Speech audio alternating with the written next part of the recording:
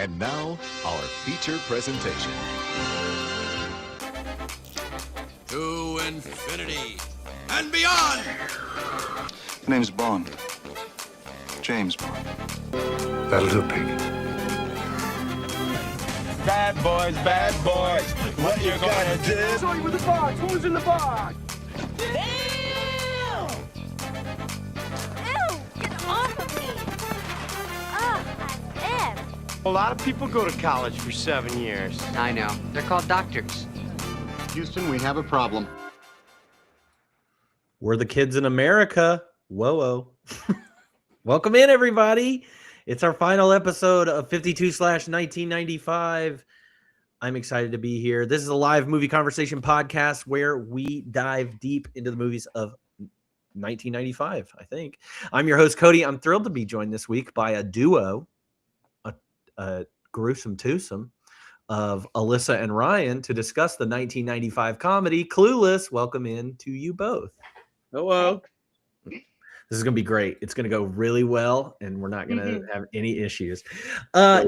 If you're tuning in for the very first time, we're glad that you're here every week, 52 of them to be exact. We explore a different film from the year 1995. It's been 30 years, so that's why we're doing it. Maybe next year we'll talk about 1996 movies. But what we do is we talk about the year's important releases. We talk about them in detail, and then I chat with my guests about their thoughts and experiences with the movie, and then maybe find out what they've been watching or doing in their spare time.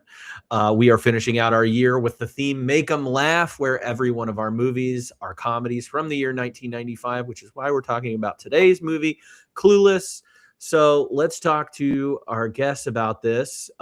Is this your first time watching Clueless? No. No. It's rare for me, but no. When do you think the first time is that you saw Clueless? It was always around growing up. I mean, it was such a hit. I don't know if it was TV or VHS or something, but it was, I can't remember. It was that long ago. Yeah. What about you, Alyssa? I actually missed this one as a kid. Just a couple years shy. Like I think it was 3 when this came out. So, but this is like my genre of movie. So it's like surprising that it took me so long to get to it because I think I only saw it in the last like 2 or 3 years. Yeah, and this really is your genre of movie. Alyssa, I think you've said this before, maybe when we did Sense and Sensibility, like you love a movie that is based on some other form of literature in a teen way, whether it's She's the Man, which you often talk about, or 10 Things I Hate About You. Things like that are really popular for you and something that you love. I love a reimagining.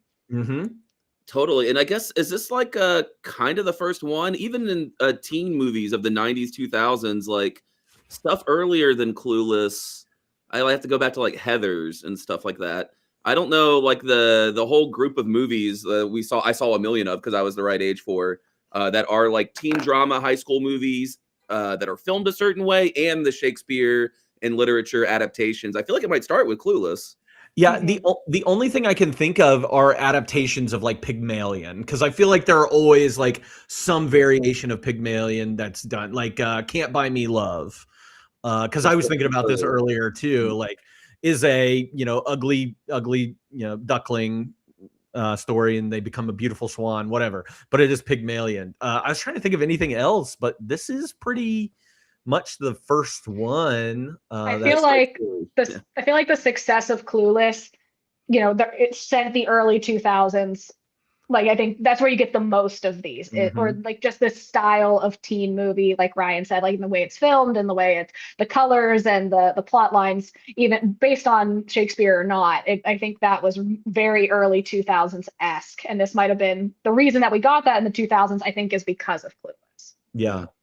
I think it speaks to how good Clueless is that like it still shines among those. Like they didn't improve very much on the original formula. There are some I might like more than Clueless, like 10 Things I Hate About You. I think is my favorite of those movies. But Clueless is so good that even after they like beat that formula into the ground, it still kind of shines. Yeah, I think there's also, we're on the verge, and 96 is kind of the start of this. It was a kind of micro genre, but the adaptation of like Shakespeare, but keeping the words, but it being a modern retelling of that. And we get that next year in Romeo and Juliet, the Leonardo DiCaprio version of it. So also kind of gets thrown in there too. I think of other movies like yeah. O is even though that doesn't keep the original Shakespeare stuff, it's still a reimagining or retelling basically of that movie, or a strange teen movie. You remember the movie Ever After?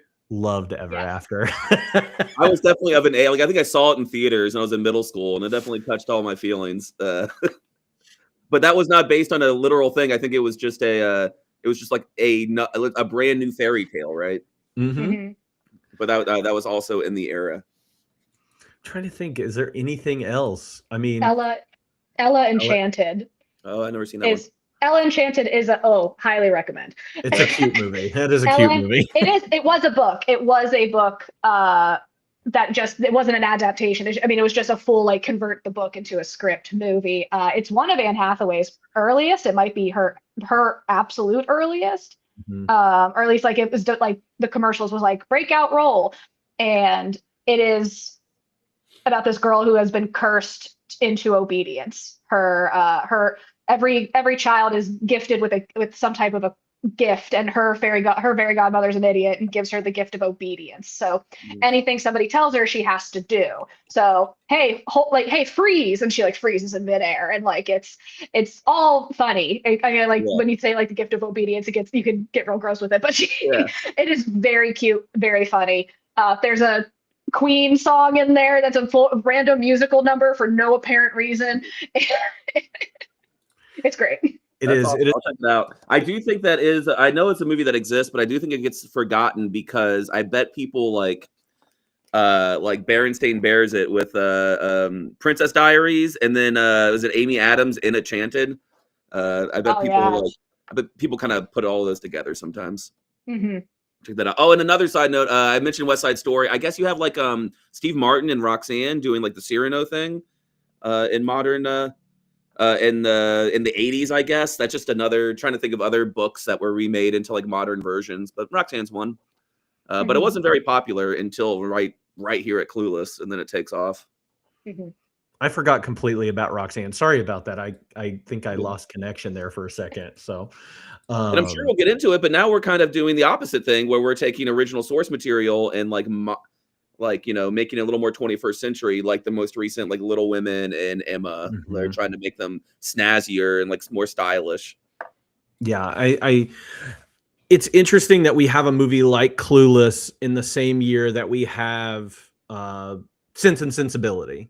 So two Jane Austen adaptations, one being the exact, adaptation or a straight from the book adaptation, gets nominated for awards, but and still is considered one of the best adaptations of a Jane Austen book. And then we get this great one, which I think has stood the test of time, kind of like what you said earlier. Well, I think these movies may have slowed down those too, because the late 80s and early 90s had a lot of straight up old book adaptations, especially late 1800s, early 1900s, Age of Innocence, but also the I don't know, A Room with a View, stuff like that. Very British kind of period pieces.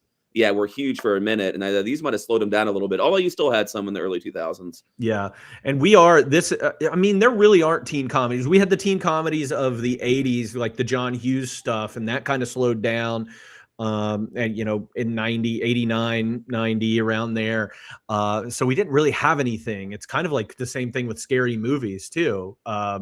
We had a big rush of horror movies in the 80s, and then those started to kind of die out, and then they get, revitalized in 96 with Scream. And then we get all those teen horror movies that we had. In the same way, we get Clueless, and then we get all those teen comedies, rom-coms, straight teen comedies of the late 90s, early 2000s. So we can thank Clueless for Save the Last Dance. If you haven't seen Save the Last Dance in a while, not good. I saw it in the theaters. It was good then. It was great then. Everybody was like, oh my God, ballet and hip hop together at last? Who could keep them apart? Well, I'm sure we'll talk about some other things in Clueless and some of the issues that we may have had with it or things that we really liked about it, but let's break it down real quick. So the movie is called Clueless. It came out July 19th of 1995. It is directed and written by Amy Heckerling. Probably most notable for directing Fast Times at Ridgemont High and the Look Who's Talking movies. Look Who's Talking 2. That's a European Vacation, I guess, is another one to throw on there. But other than that, she hasn't had like a ton of like real big successful movies. She's kind of disappeared a little bit into A Night at the Roxbury. Come on, man. Or the movie Loser, where there's a side plot about date rape and how it's funny. Rough. For anybody that's going down an Amy Heckerling, path, absolutely watch Loser. It's been a while, but I feel like that might be a side plot in Night at the Roxbury too.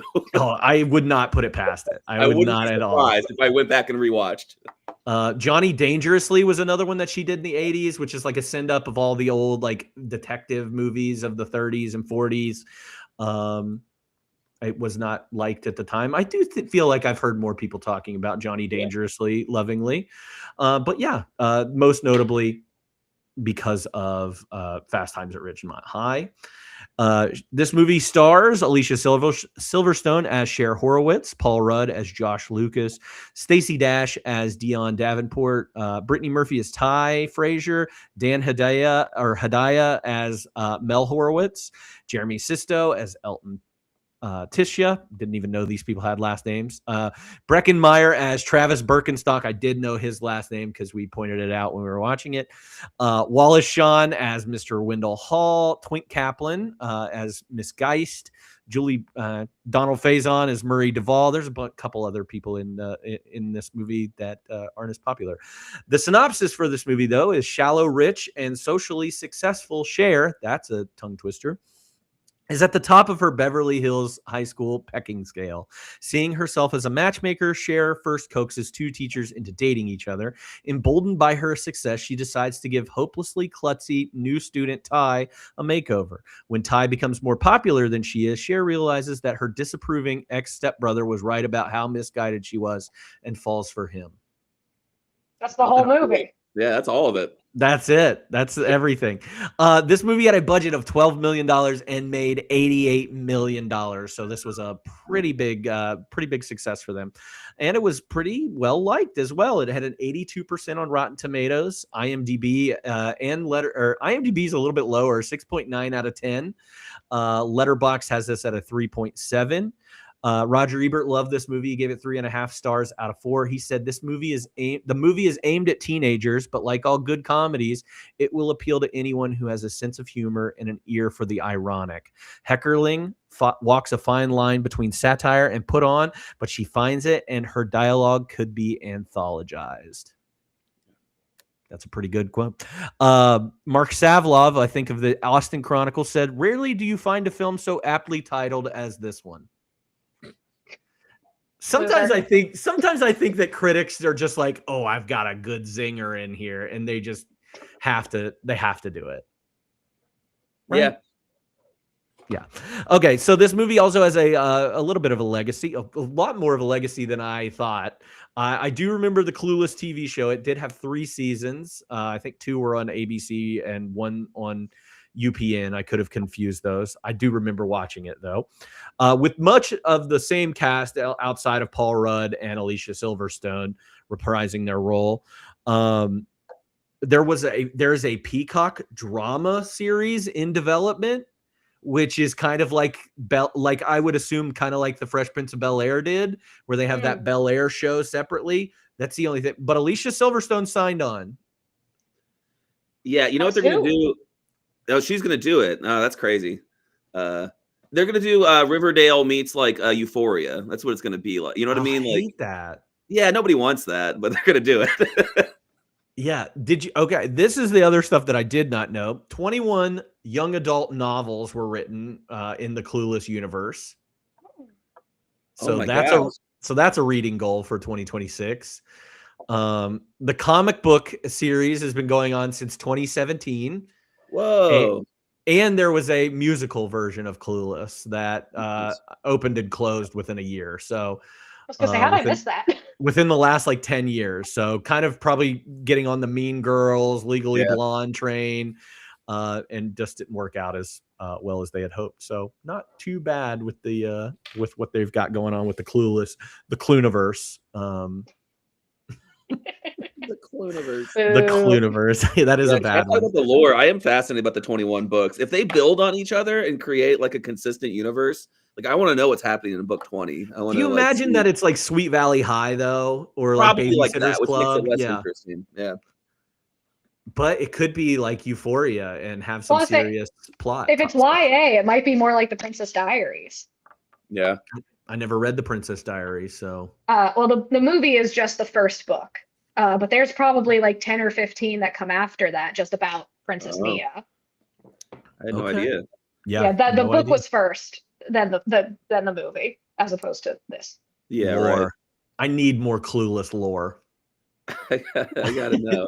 Tell me about Murray's friend. That's what I want to know. I like that. There are a lot of people in the background that I could learn more about. Well, it's funny because I do remember the Clueless TV show, and I remember Murray, Donald Faison, and his friend who is in this movie. He was in the show as well, and they had a much bigger like storyline. Like they were always together. He was a really funny side character. So I could use more Murray. I mean, he's not a good dude, but he's funny. He is very funny. Every time he's on screen here, he's funny. He's got some of my favorite lines. Side note: did anybody ever watch the 10 Things I Hate About You TV show? Yes, good. I liked it. It wasn't bad at all. It was actually funny and poked fun at itself. I don't know how long it lasted. Maybe 2-3 seasons at most. I think it lasted 2 seasons. Randomly, I know facts about that TV show. Alyssa, it has the blonde girl from Camp Rock in it. Oh yeah. And it's got Mose from Ned's Declassified School Survival Guide. It's got Gregory Peck's like great grandchild or something as like the Heath Ledger character, and Nicholas Braun, who was cousin whatever from Succession, is in them. He's like the I don't know why I know. I watched all of them. I really like the 10 Things I Hate About You TV show. I just remember being like, why is this so good? It shouldn't be. Yeah, that show deserved way more time than it got. Yeah. We should be talking about 10 Things I Hate About You. No, I love Clueless. We'll get there. I love this. All right, so let's get into the discussion and talk about some of our favorite scenes. I guess I'll go in order from who's on in first to and then I'll go to you, Ryan. So Alyssa, Ryan, I'll start in that order. So I will say I thought it was kind of hard to pick out scenes, not because there aren't a lot of great ones, but because there's so many plot lines that we just drop after a little while. But if I'm sticking to the main plot, my first scene is meeting Ty, which I know is pretty far ahead. So I might not be the best to start off. Yeah. What do you got, Ryan? Well, I think intro to Ty is pretty huge. I just had the teacher hookup as like a whole. It's like a good 15 minutes of lots of fast intros to a lot of people and concepts and vibes, the setting and everything. And then there's like a montage of Cher hooking up 2 teachers to improve her grades, where I think the plot is supposed to be that's where she gets her taste for matchmaking, which is a big part of Emma. Emma likes in the book likes to matchmake. This movie has a lot of montage because the first thing that I had down was our opening montage where we get to meet Cher and she's narrating over top of it. We also get like 6 songs in the span of like 5 minutes. I don't know if anybody recognized how many needle drops there are in the middle of that, but like this also has the scene where Cher's like going through her closet, the closet that I feel like I would kill to have that technology. I think it's one of the most iconic things that like I've heard so many people over the course of my life. Like I want the Clueless closet, even though when you look at it now, you're like that's garbage tech. But updated to today would be very nice. Yeah. I mean that's essentially what Chat GPT can do for us now is that closet. Probably. Did they buy you out? They did. Sorry, this is sponsored, no. but let me take a. I'm going to do a break now for our advertiser, ChatGPT and OpenAI. We'll be back in 30 seconds. No, the closet scene I think is iconic. You get Cher taking care of her dad early on, introducing your characters. Dion gets introduced. We get the iconic costumes that we associate with this movie, the yellow plaid and like Dion with her plastic hat and everything that she's got on walking through. We get a little bit of introduction of like the cliques and things like that. I mean, we get more of that with Ty, you know, that we end up getting in every teen movie that we've ever seen. But you get Josh a little bit, and you get Josh, a little bit of Amber, I guess. But most of that, it is like a pretty long preamble, but a really fun preamble. But the movie doesn't start until Ty shows up.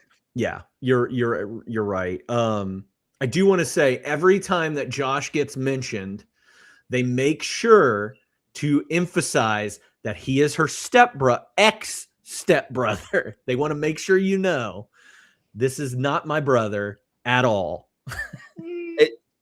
It's funny that they did that back then to like make the movie not so bad, whereas if they did that now, it would be to make it better. Yeah. Ryan, did you read Emma? Man, so when it comes to like the Brontes and Jane Austen, I feel like I've seen so many adaptations. I feel like I know them, but when I think about it, I've read so few of them.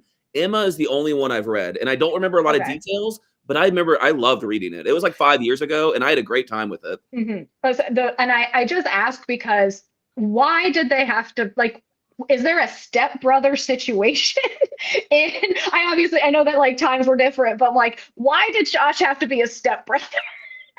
I don't know. I think it's in the book, and this is just mostly because I did like a quick look at the comparisons or whatever. So it doesn't have to be, but it's her sister's husband's brother. That's her brother-in-law. Yeah, her brother. Well, no, her sister's husband's brother-in-law, and then that guy's brother, which does seem too convoluted with characters. But I think maybe they just wanted him in the house with her. Yeah. Yeah, I don't know how to do that. But if he was like an intern, if he was a college intern of her dad's, like that'd be enough, right? Yeah. Yeah, that's what I'm thinking. I think that's the only way you could get around the whole brother of it all is to make him like a 19-year-old college intern. I also think in 1995 they may have just not cared that much. Yeah, I also think that I think as in 2025 we are way more like libertine and prudish than we were in 1995. You know, like we really like split in both directions of being very freaky and very easily like grossed out and like shamey about things. So I think back then they were like, whatever, it's a stepbrother, it doesn't matter. Don't think too much about it. I often said that the best romance on Game of Thrones was the one between Jaime and Cersei. So that one's the best. So, okay. Intro to Ty. I like it. What do you like about it, Alyssa? Ty is a mess in like the best way. Not really, but I think that it's so funny that Cher is just kind of so full of herself and just so high off of getting her teachers together. She's like, I want to help people. And if it does something good for me, then sure. And she's like, I'm going to make her popular. I'm going to give her a makeover. I'm going to help her. And I'm like, this girl doesn't need help. She's fine. She just wants to be a stoner and hang out with the skateboard boys and who cares? But she's like, nope, I'm going to take her under my wing. And it is very Regina George. And Ty is just so cute. I almost forget that it's Brittany Murphy because you think of Brittany Murphy from Uptown Girls, right? Is that the one with Dakota Fanning? That's where I think about Brittany Murphy, and that's like a totally different human compared to what she is in Clueless. But I think Ty is just so cute and bubbly and goofy, and Cher's just like, there, let me just take you. I love the accent that Brittany Murphy gives Ty. I don't know how authentic it is to, New York or whatever. She does that in a lot of like sitcom stuff or whatever. Like I think it might be a little more realistic than put on. Yeah. But it really elevates every line. Real quick, let's just talk about Brittany Murphy was an amazing actor. She was so good from such a young age. She has never been in anything where she wasn't like one of the best things on screen and best parts of the movie and TV. So like rip to a real one. I think we I think we kind of like memorialize Heath Ledger like more than her, and I think she's probably a better actor than him. Like we really lost something with her, I think. Yeah, I mean, I remember Brittany Murphy best from Don't Say a Word. I don't know if y'all remember that movie, Michael Douglas movie, and it's kind of like a thriller, but she's so, definitely a departure from like her comedies. I obviously remember from Uptown Girls and Just Married, but like 8 Mile, I think is some really good work in a movie that's not always great, but she's one of the best parts of that movie with Eminem, and like she really helps Eminem in that movie be the actor that he is. So no, she's good at Spun. Do you remember Spun? Yeah, Spun I was going to bring up Spun, which is like also a flawed movie, and it's like this is just a like rubbernecking drug addiction in a little bit of a way, whatever. But she really like killed that role. I also remember when she passed. I remember also like listening to some like nostalgic like millennial podcast from old like Boy Meets World like podcasts and stuff. And when people would talk about her, because she was on every sitcom in the 90s as a kid, everybody had the same thing to say, that she was the nicest person in the world, but so intimidating. As like if you were like 15 and she was 15, she was an actor. She was 10 years beyond you as an actor. And I've heard multiple people say that. And everybody says nice things about a person who's passed, but it's one of those things where you can kind of tell in their voice that they're excited to say this one because they really know it. They really believe it. They experience They respect her. Yeah. And you can see that here just from every line she gives. Like she's kind of a master actor already. She's in this role completely. And you can tell like little things like that, she's more talented than, and not saying that she's more talented than the movie that she's in. She's nailing her role as Ty in this movie. But like when she's even doing the little part at the party when they're in the valley and they're singing Rollin' with the Homies or whatever, she's talented. Like she sings Rollin' with the Homies, but she sings it without her accent. And you're like, oh, she's talented beyond that. Like she can sing, yeah. She can do more than what we're giving her here. So she adds little things to every line, whether she had an acting coach as a kid or maybe it's some credit to the director, because everybody in this movie kind of does great line delivery. This is the best Alicia Silverstone's ever acted that I've seen. Like I don't hate her other stuff or whatever, but like she's really good in this movie, and she's kind of okay every other time I've seen her. So the director might have like been working really well with teenagers, but. Yeah, it would make sense with her, in doing Fast Times at Ridgemont High and working with young Sean Penn, young Nick Cage, young Jennifer Jason Leigh, all those people. She's like, I know exactly what and that's a testament to Alicia Silverstone and Cher and everything too, because I think you're getting the very best of Alicia Silverstone. I think you're the best of Stacey Dash. Her line deliveries are great, and she's not a person I consider to be an amazing, not a horrible, but an amazing actor. Obviously maybe as teenage girls they could like embody these roles a little bit better, but they are just killing every single line. I think Stacey Dash is like in her 20s. She's like, this is the first instance of like, hey, we're going to use 30-year-olds in our movie to be teenagers. And Stacey Dash definitely, she's like 24 or 5 in this movie. The first instance is Grease. Grease. I forgot. Yeah. They are 35.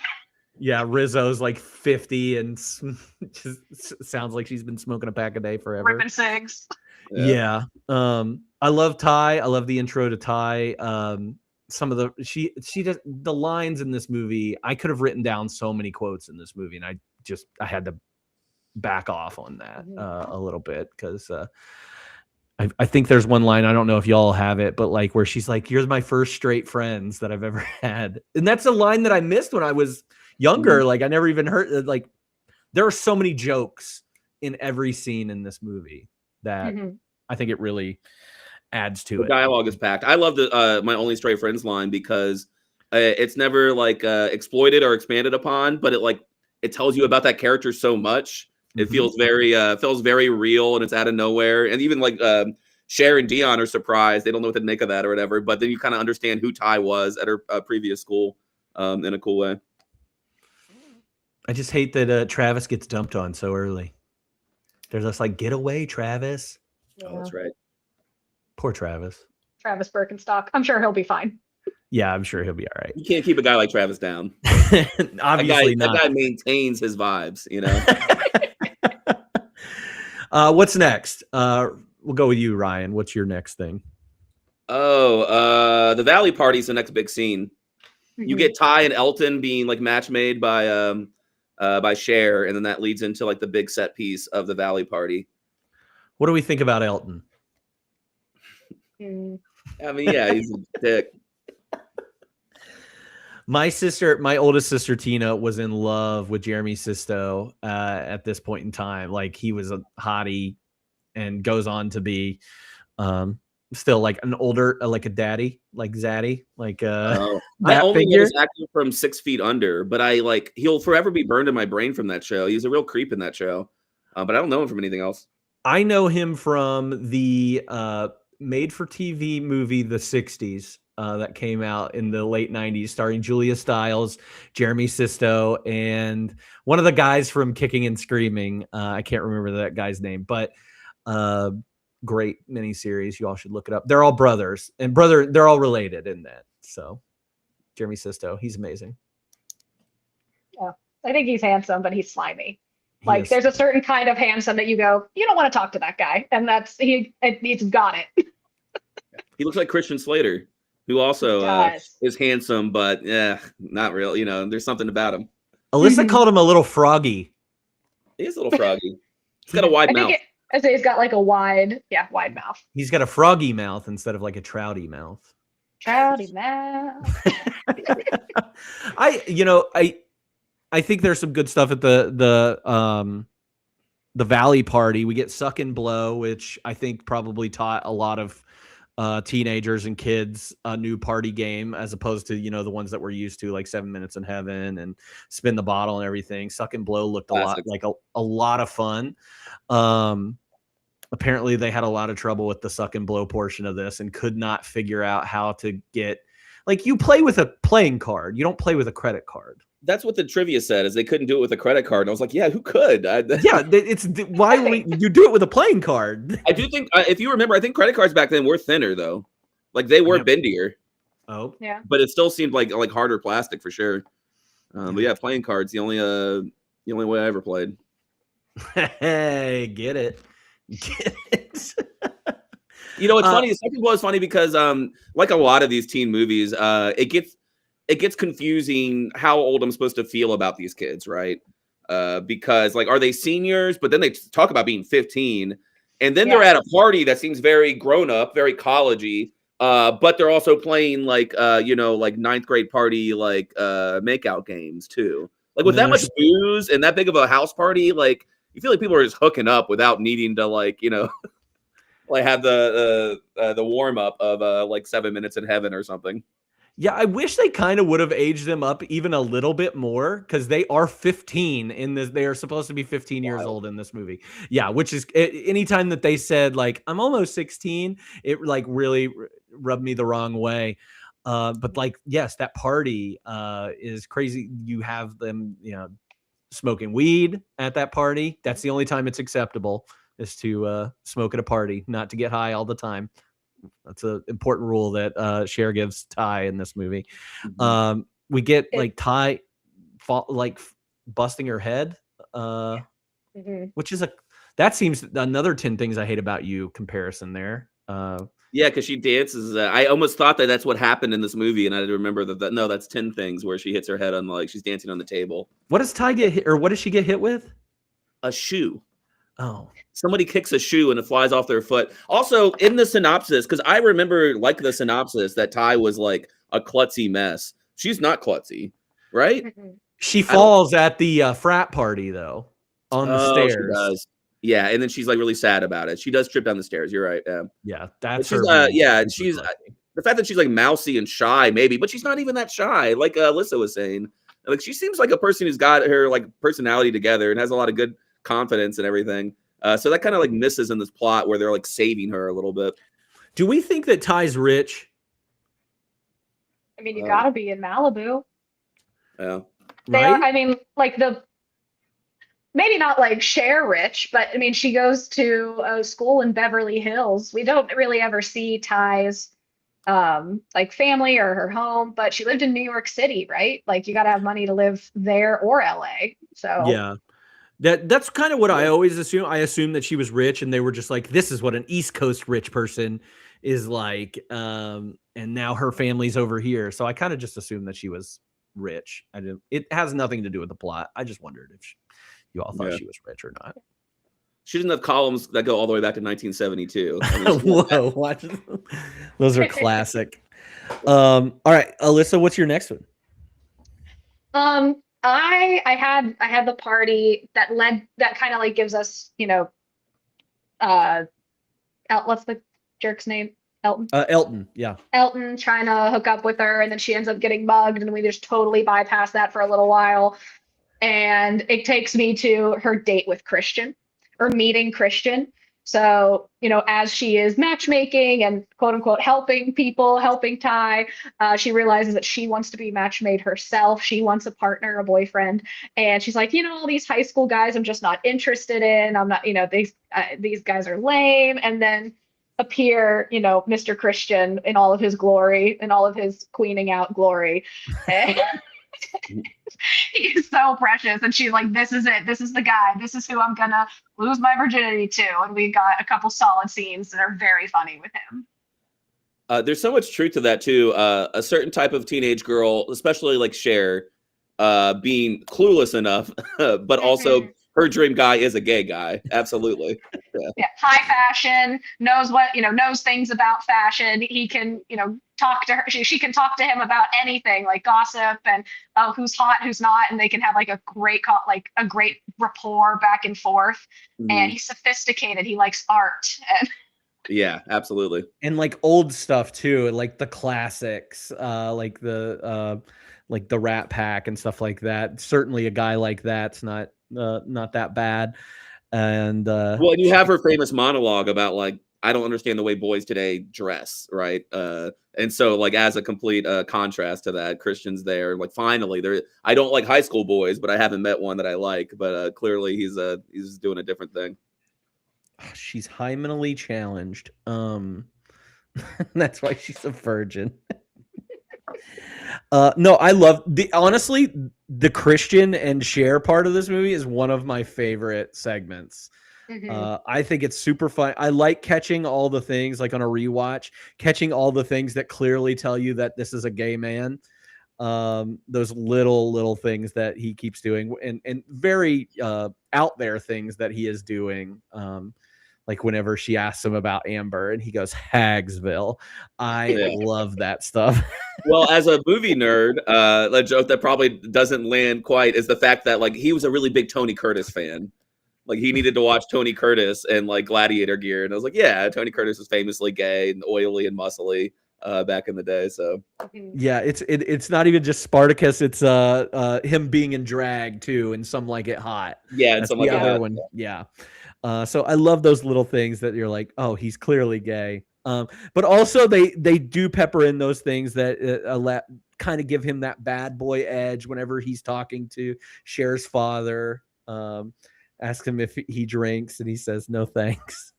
Like I would let my 15-year-old daughter go out with somebody that drinks and drives. I love that so much. So the whole Christian segment is one of my favorites, and then leads to her finding out why he wouldn't have sex with her through Murray when Murray is driving with Dion on the freeway, which I think is I love that. I love that scene as well.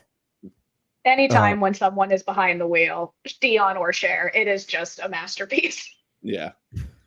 Hello, there's a stop sign back there. I paused. What about you, Riot? What else you got? Oh, after the date with Christian and then the freeway.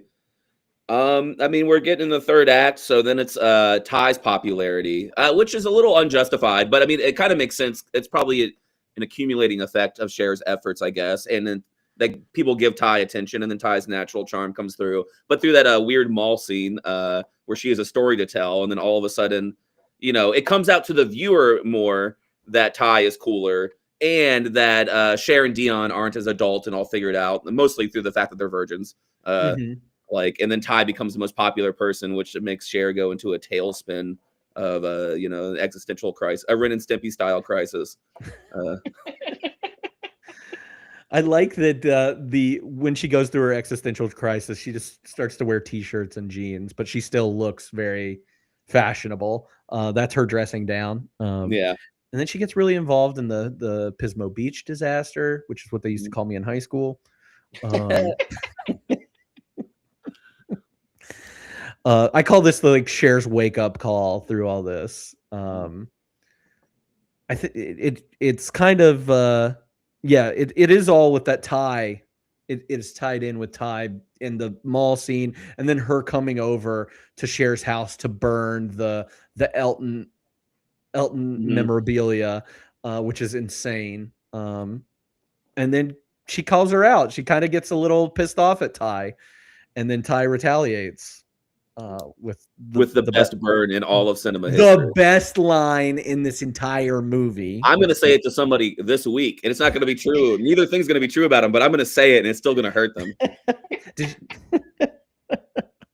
Way harsh, Ty. That is way harsh, Ty. I think I told Alyssa that when I wrote blogs on my Zanga and MySpace back in the day, and I always used to use movie quotes for the titles of my blogs, and that was the line from it. So this one's been around a while for me, at least 30 years.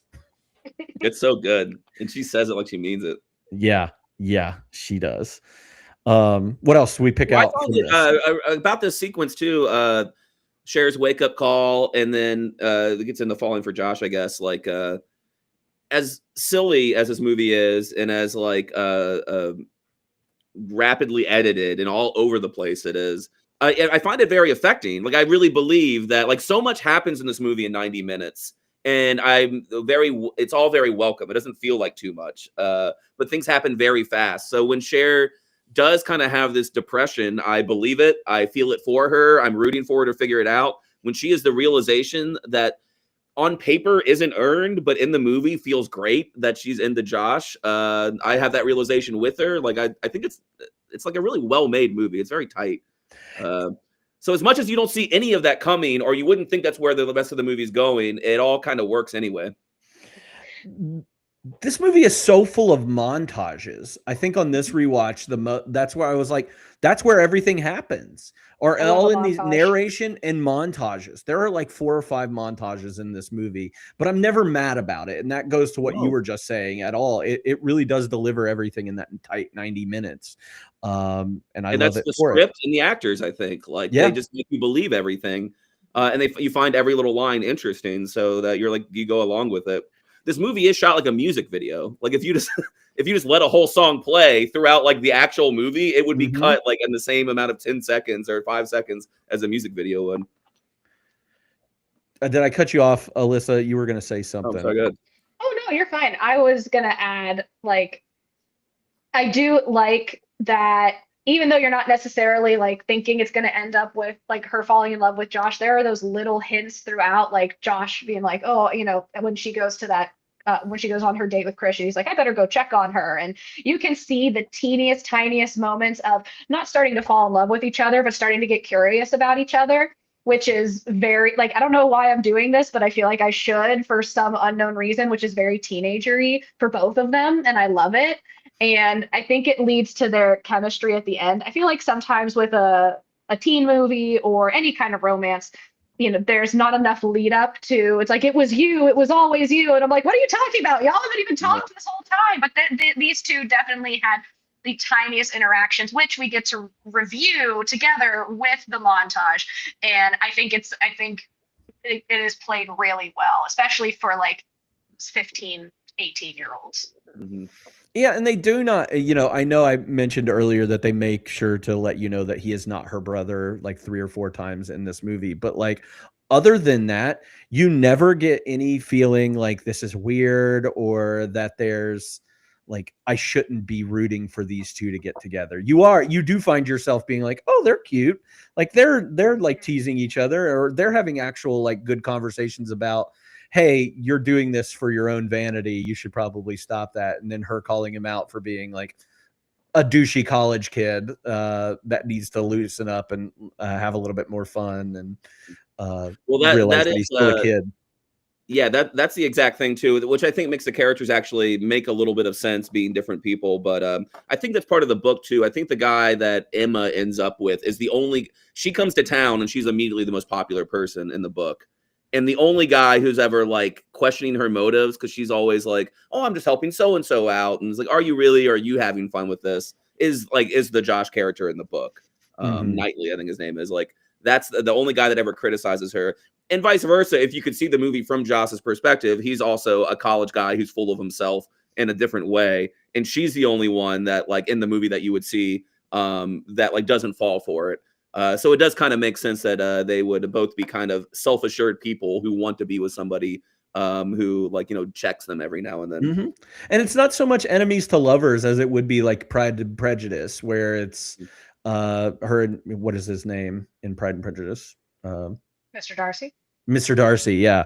It's not like that. There is a general, like, there is a like respect among both of them in this movie, and I think it works really well. I don't know what you would call this in romance tropes, but it's not enemies to lovers. I mean, frenemies to lovers. Yeah, maybe frenemies to lovers. Yeah, where it is a little bit different. So I like that. But yeah, you're Alyssa, you're very right. Just to reiterate it, like there are a lot of fun scenes in here where Josh is around for 30 seconds. You get scenes like where she needs to call somebody for a ride, and then there's a plot reason. There are sometimes just like little Josh moments between Cher and Josh that don't have a reason. Like she might be talking about what's happening in the movie, but there's no reason for him to be there. So they just like the audience doesn't forget about him and gets just a little more moment of them like being on the couch teasing each other or having some chemistry without ever doing it. So you don't see it coming as easily. It's all in the editing too. It's very tightly edited. Yeah. I wonder who did this. I didn't look it up. I do not know. Oh, well. What else? What else do we have here? That was my ending. Was realizing it's Josh, falling in love with Josh, ending scene with Josh. That was kind of it. Yeah. I mean, it's all there kind of is. That there's kind of like for a 90-minute movie, there is like a slower slope after the epiphany, kind of. I guess she does make up with Ty too. Yeah, that's important, right? It happens. She makes up a tie. Travis, goes to rehab for weed and focuses on his skateboarding. There's a whole skateboarding scene. Oh my God, the Pismo Beach Drive. I mean, there's a lot of little things, but I think it just takes that random character who maybe was in the background the whole time to yell at Cher. And make her feel bad, and then Josh and her sit in the stairs. So it's like, I don't know. I liked, if anything, I remember her monologue, her voiceover about like, which I think is like very cute and charming. That she's like, oh, I know that I like this guy now, and I've accepted it. But everything I usually do when I like a guy just doesn't work in the situation. So you get to see her be awkward about it because like Josh is like a different beast in her life than any random dude. So that's kind of what I remember most. Yeah. I thought we declared peace in the Middle East. Anything else? Any other things that we missed or significant scenes that we might have some more that come up later? But you miss anything? All right. Who's your favorite character, or is there a scene stealer, or both? I think my favorite characters / scene I think my favorite character is Ty. And she can also be considered a scene stealer, but I think the scene stealer is Cher's dad. Yeah. I get on board with that. What about you, Ryan? Favorite character? I wrote down Ty as well. Nice.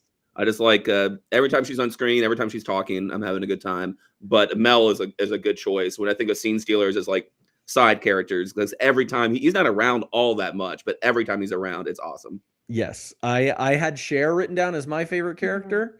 That's pretty obvious. That's a big one there. But like, there is something about Alicia Silverstone's portrayal of Cher, whether it is just Alicia Silverstone being herself, that is so freaking charming that I can't get enough of it. Like, I would listen to Cher talk forever, even when she's doing I love her debates when she gets up in front of the debate club and talks about the Haitians and everything. Like, it is so charming, and I cannot take my eyes off her. I think she's wonderful. But Mel is my scene stealer across the board. I love Mel. I've loved Mel for years. I quote Mel all the time. for it. He's a good grumpy dad. Just to bring up 10 things again, there's a grumpy dad in that movie that I think actually is like a really good dad at the same time, while Yes. being laughable and grumpy. He's like a good dad that cares about his daughters. That's how I feel about Mel as well. He's laughable and grumpy, but he's a good dad that cares. I love that scene with Mel and Cher when she's like, "Daddy, I like this boy, but he doesn't like me," and he's like, "That boy's an idiot. If he doesn't like you, you're awesome. I love you. Like, you're perfect. And if he doesn't like you, then screw him." Like, I love that. Such a good dad. Like, it's such a well thought out script because you have little things with characters all the time, like the "You're my first straight friends" with Ty. But the little smile he gives at Josh running away at the party or whatever, shows like a third dimension to a character that has only like 12 lines. It's really good. He be knowing. Well, speaking of quotes, let's go through some of our memorable lines that stood out. I have a few. There's so many. I tried again, like you said, tried to reel it back in. One about that Cher says about keeping her virginity. You see how picky I am about my shoes, and they only go on my feet. I really like that line. That's a great line. That's just a great argument. Yeah, I was like, cool. I get that it. made me rethink how I felt about things. I was like, yeah, that's a good point, actually. Give us one, Ryan. So just real quick, you had mentioned a little bit earlier, there are so many quotes because this script is so tightly written that there are tiny phrasings and words and metaphors and cultural references deep in every single line that every single line becomes interesting. So like it is hard to pick out the best quotes, and we're going to leave out a bunch of little moments because I didn't write the whole quote down, but just as an example, I wrote down the fact that like she's talking about Wallace Shawn, the teacher, and she uses the term minor ducats for how he doesn't make a lot of money and how he needs a boink fest in the same sentence. That's the same line, She says something like minor ducats and boink fest, and that's very Clueless. I think that like the language that is used in this, obviously there's like made up language, and that was part of Amy Heckerling. Whenever she's writing the script, she's like, I'm just going to start, making up stuff that doesn't really exist. And it fits so well. Like I think of when Cher and Dion are talking to Ty and they're using all these big words. And she's like, you guys sound so grown up. And she said, this is a really good school, which is one of my, I love it. It's such a good line. But yeah. I do think that's a great example of them using, modern slang and the minor ducats thing. It's just great. There's one where Cher says he's a total Baldwin, and that is meant to mean that guy's really handsome. And a total Baldwin in 2025 is a very different phrase. Yes. What does it mean in 2025? That he shoots people on the sets of movies? Yeah. There's been other movies, maybe one this year we watched where like Baldwin was used as like a slang for extremely hot person, which is just not the Baldwin that I grew up with, but there was a time. Like Steven, Billy, and Alec are all like hot Baldwin, like hot right now. They are the damn shots fired. That's pretty funny. That reminds me though, when they keep calling beautiful women Bettys, what is that? Betty Page? Where's that coming from? I was thinking Betty Grable, maybe Davis? Betty Grable. Maybe they're all Betty beautiful. Davis. Betty Davis. That's maybe a good one. Betty's a Australian slang too for women. I mean, I don't. Oh, I didn't think about that. I have heard that before. The only reason I know that is because it's on the restroom door at Outback Steakhouse. Okay. What's on the men's door? She's never been in there. I've never been in. You know what? Good point. That's you don't have to know that. I'll get back to you on that. Yeah, there's so many Bettys. We don't have any Bettys anymore. Rip Betty.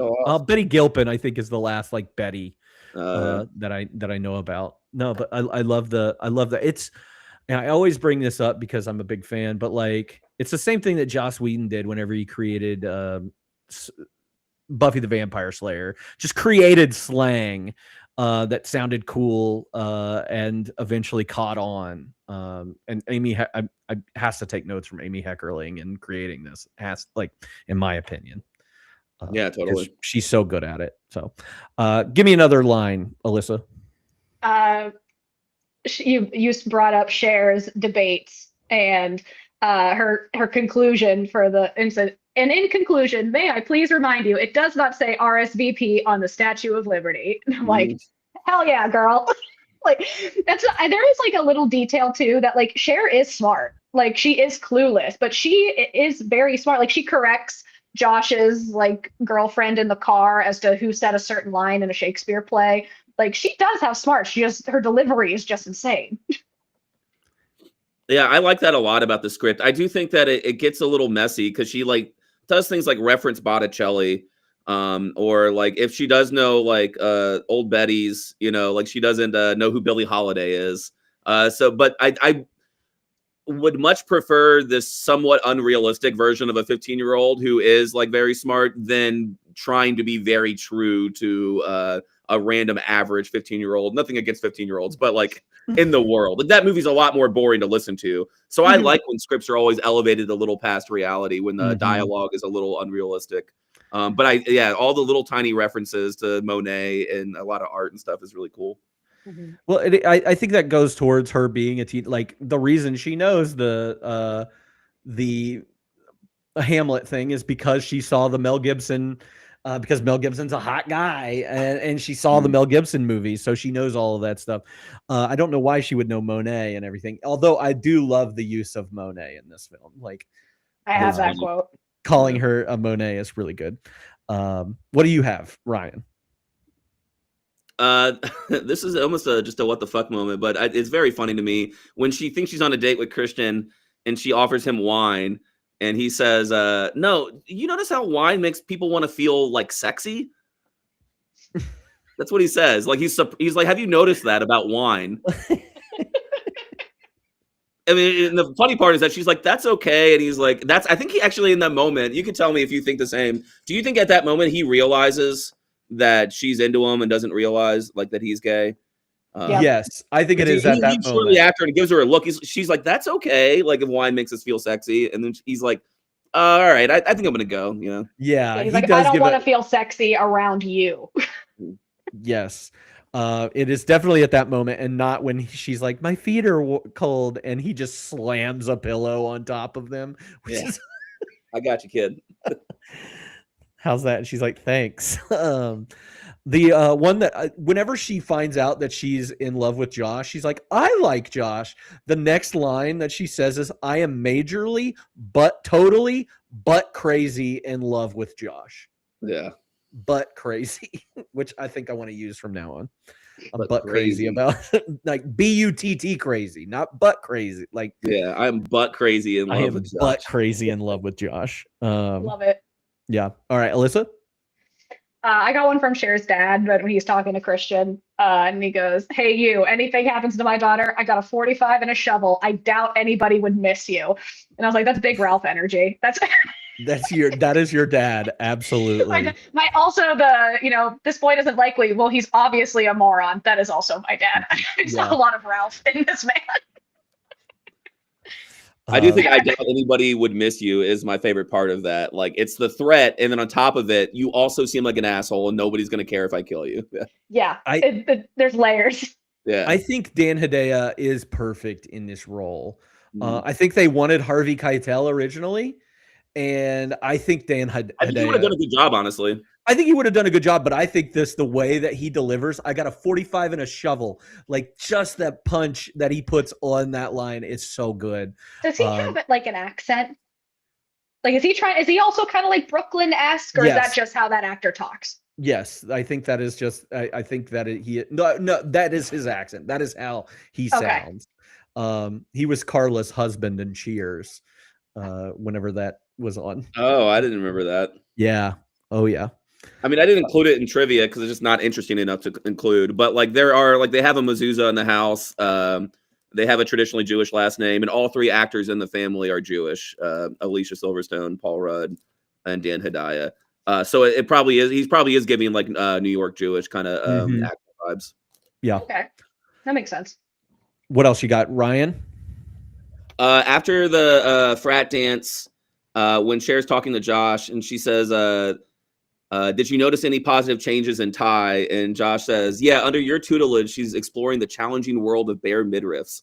Just a good burn. It is good. What do I have here? Oh, whenever Amber is talking, it's early in the movie, and she's in gym class. She says, "Miss Stoger, my plastic surgeon doesn't want me doing anything or activity where balls fly at my nose." And Dion comes back. Well, there goes your social life. I think it's a really good burn too. Yeah, it's pretty good. It feels a little set up, but it's a funny joke. I like it still. I love Dion. I've met Stacey Dash in real life. That's right. At the RNC? At the RNC. That's my You claim go to every fame, year, right, baby. Every year.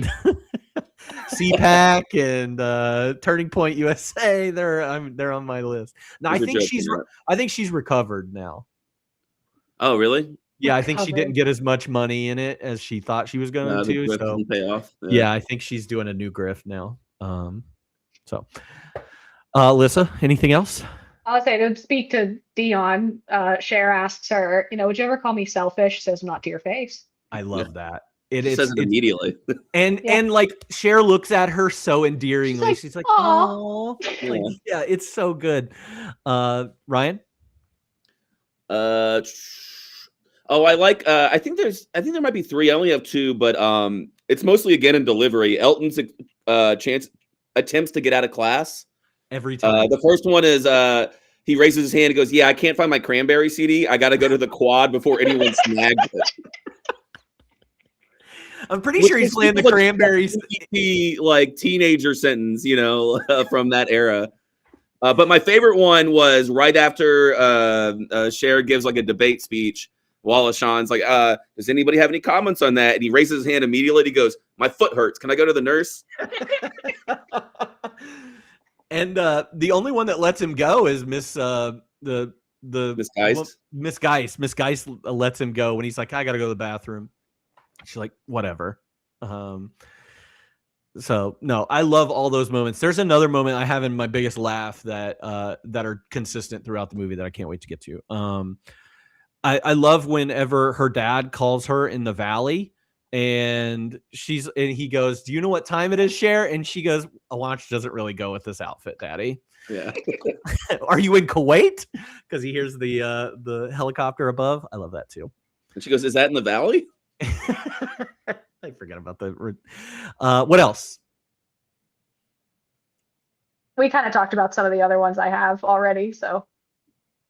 Yeah, my favorite Mel moment of the whole movie is it's the meanest he ever is when Cher goes, "Daddy, this is my friend Ty." He just goes, "Get out of my chair."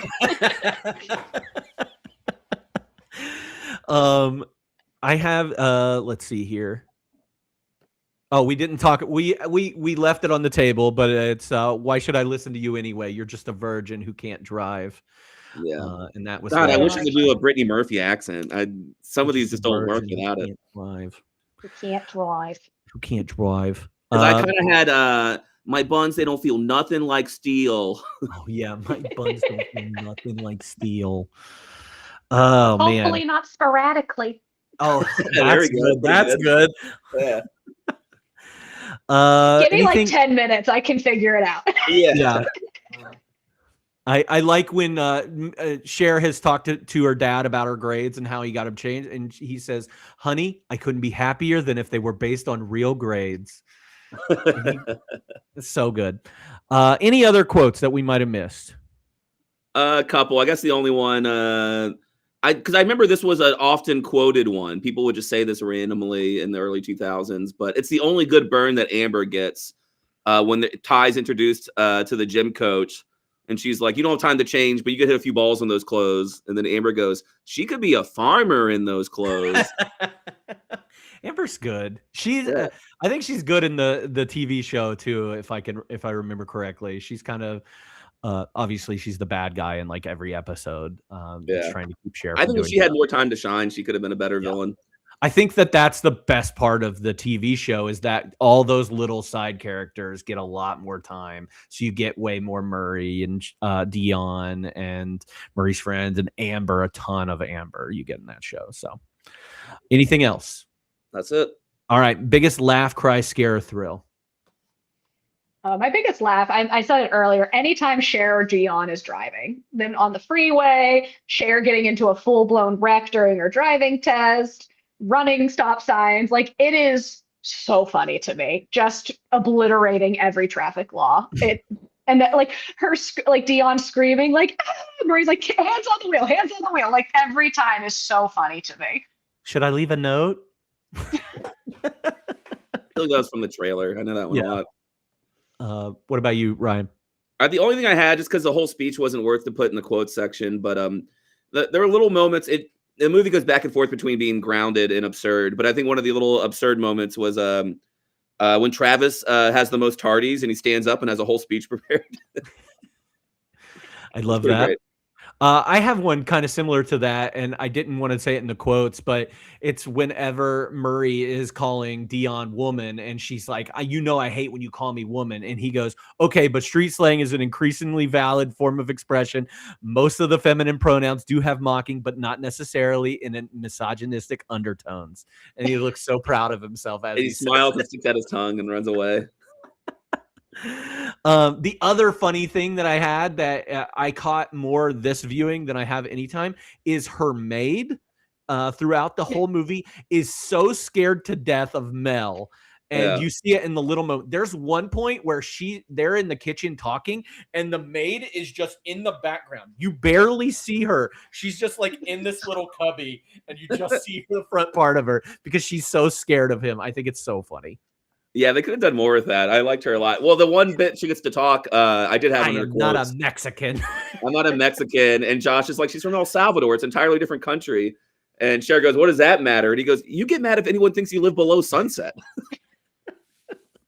This would be so good. Yeah. Anything else? Oh, Christian is also reading a William S. Burroughs. I saw that. Yeah. Pretty heady for a 15-year-old. I guess some 15-year-olds are probably getting into beat poetry. Yeah. There's a bunch of books in the background. I mean, there's a bunch of like literary, like academic references in this movie. Josh is reading Nietzsche at some point. Oh, of course that's when he has his goatee. Yeah. He's going through his goatee phase at that point. He doesn't want to go to the coffee house with chin pubes.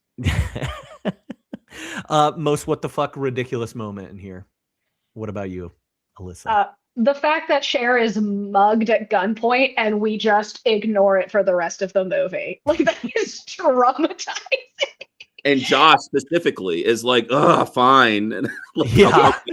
Like, but you owe me one. It's not like she just had her purse snagged and the guy ran off. He was like, no, get on the ground. Give me your phone. Give me your wallet. Give me your purse. Count to 100. She has to go to a payphone. I'm like, that is heavy for this child who is still 15, which again, I keep forgetting that she's 15 because she's an adult, but the actress is an adult. Who just got out of a sexual assault like attempt. Yeah. We just breeze past, and then we never come back to it. She tries to bring it up at one point when Ty's like giving her little like brush with death speech, and everyone still ignores. She's like, when I was mugged at gunpoint, people were like, yeah, whatever. And I'm like, talk to a therapist, girl. Like, but again, like we are laughing at that scene, even though it is super traumatic, because she's like, I don't want to get on the ground. This dress is whatever dress it is.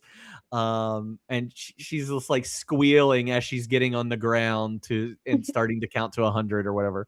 Yeah, we're supposed to laugh at that. I do like that she doesn't get back in the car with him though. Yeah. She said, fuck that dude. Not for me. She rocks. She does rock. This is a random detail. It's not that important, but I always remember this because when I was like in middle school and watched this movie, I always remember it. That she's not so frightened by the guy. Like she's supposed to count to 100 and she only counts to like 2. Here's him running away. He's like, all right, I'll get back up. He's not coming back. It's smart of her to be like, whatever. Is he going to come back? No. Anything else ridiculous? I have another instance of Josh being a bit of a psychopath.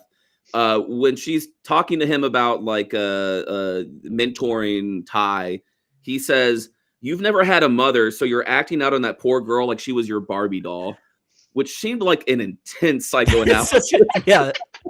Way to bring up my dead mom, man. It did not seem like an appropriate time to bring not. up her dead mom and why that's the reason she is the way she is, especially because it never comes back again. It doesn't become an issue. In fact, her dead mom is never mentioned again after that moment, I think, Nope, never a thing. That's like a crazy thing to say to a person. Yeah. I missed that. Anything I mean, obviously the romance is a little weird. When you get down to it, I guess that's like ridiculous. I don't think it's played that way in this movie but with the 2025 eyes, I mean, we're saying at the bare minimum, she's almost 16 and he's 19 is what I'm going to say. 18, 19. He's a college freshman. Yeah. He could be 18. No. I will say this because I didn't see this movie as a kid. I don't have nostalgia for this movie. And when I watched it for the first time 3 years ago, I could not get past that he was her stepbrother. Oh, really? Because I didn't know that was part of the plot. I knew nothing about the show other than some of the iconic, the as if, the tartan outfits, and I was like, why? And now on the second watch, I was past it at this point, and I loved it so much more. But I will say, I think there is a level of, we talk about like the nostalgia rose-colored lenses a lot on the show. Like, oh yeah, if I saw this for the first time today, I probably wouldn't like it as much because I saw it 30 years ago. I still love it. So that's kind of my view on the Paul it's run so of it all. pointless. I don't know why it's in there. But also, yeah, I'm mad. I never cared much as a kid. I guess the movie told me when I was young to not care, so I didn't care. But we talk about that stuff a lot more now. I thought it was weird in the rewatch. This is where Cher gets it from. Why they don't care that they're step siblings is because in the beginning of the movie, Cher goes, "Why does she have to come over? You divorced his mom," and he goes, "You divorce wives, not children." Yeah. Which makes it thing. Yeah. I guess it's kind of true. Like if you have if a kid has an emotional connection to you through a divorce, it's not okay just to completely cut them off as well. But in this context of this movie, it seems strange and unnecessary. And he also calls him dad. Yeah. He doesn't call him Mel. Yeah.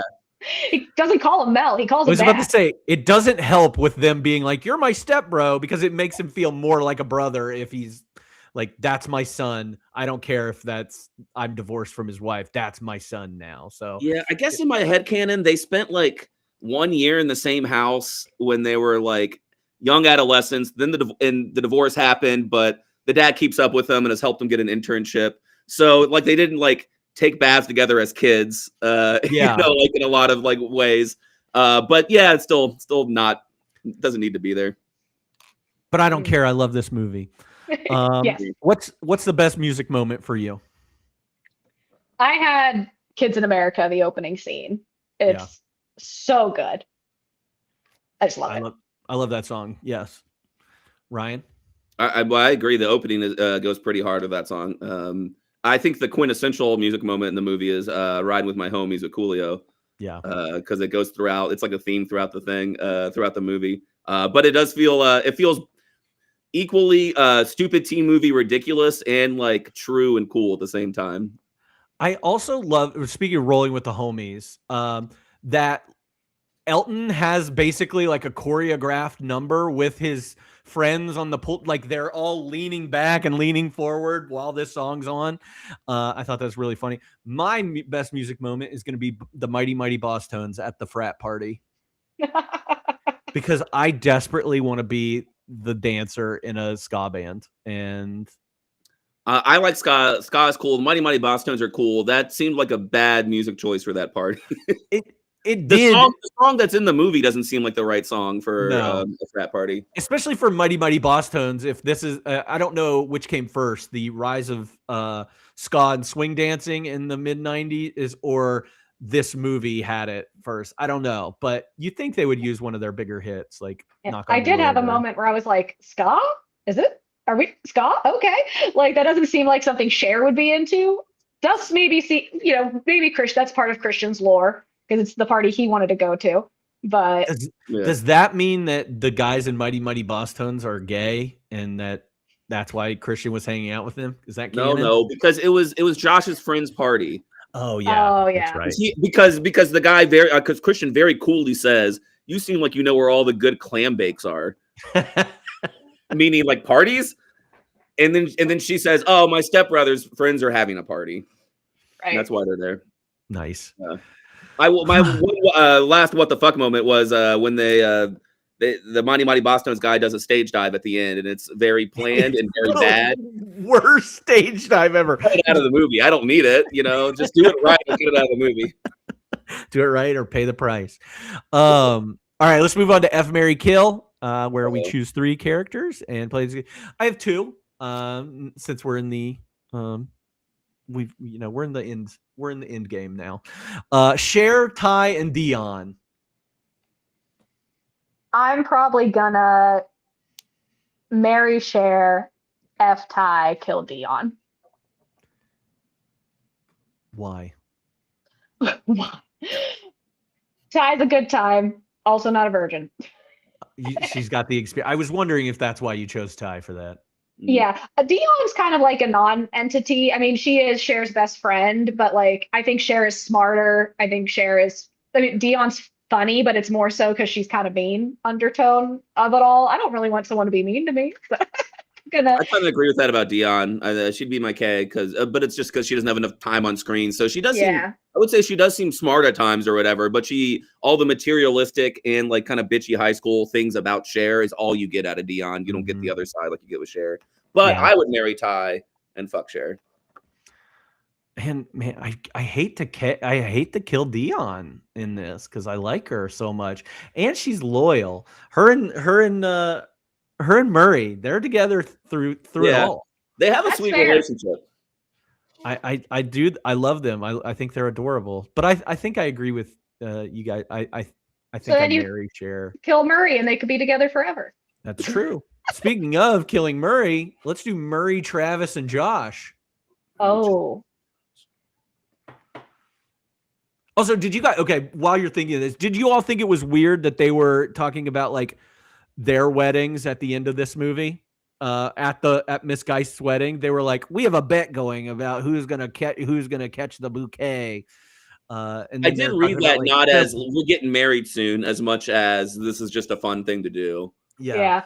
Oh gosh, they're talking about our weddings. With that, teenage 4 of these girls people talking are about.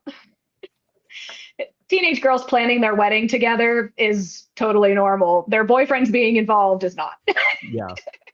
Yeah, I bet conversations like play out like that in a way that as an adult, if I was around teenagers and heard them say that, I'd be a little horrified. But I bet it's also like what teenage couples do sometimes. Because again, they're not planning their wedding. I mean, the girls are talking about the wedding, their dream wedding. And the guys are like, oh no, here we go again, with that kind of thing. So I'm sure like teenagers pretending to be more grown than they are probably do that.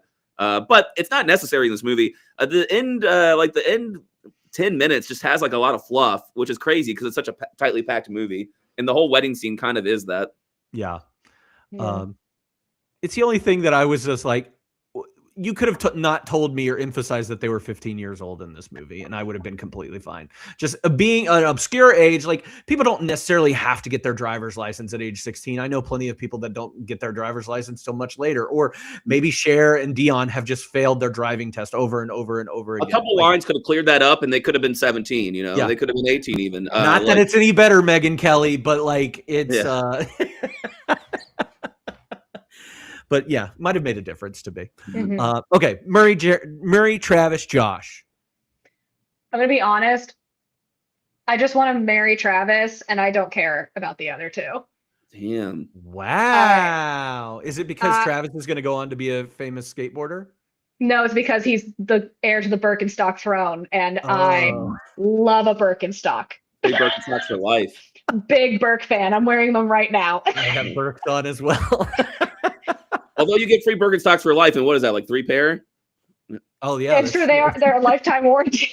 But he also seems really sweet and nice, and I'm like, I think Josh kind of. I know 100 Joshes. Just he's an intellectual, or he thinks he's an intellectual, and I'm sure he's fine. I also have a hot take that I don't think Paul Rudd is very handsome in this movie. I think Paul Rudd gets way more handsome when he's on Friends a few years later, but this is not my Paul Rudd.